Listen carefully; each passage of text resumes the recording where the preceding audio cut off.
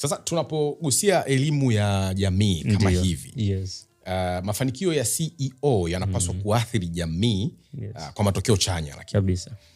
Je, biashara za kileo, hizi biashara za leo zinapaswa kuweka mkazo gani katika kutoa suluhisho la changamoto zinazogusa jamii badala ya mtu jicho lake moja na la mwisho kuwa kwenye kutafuta faida peke yake?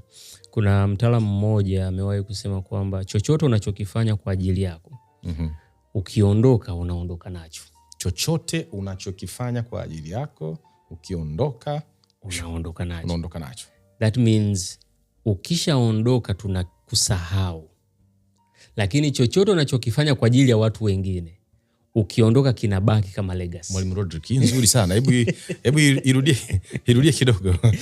Chochote unachokifanya kwa ajili yako, maana yake wewe faida, changu. The moment ukiondoka hapa duniani, tunakusahau. Unatufundisha tusiwe selfishness minded.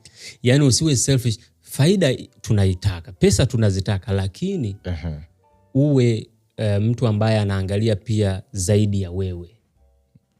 Kwa sababu pesa haina mwisho. Utapata mabilioni na hautoridhika.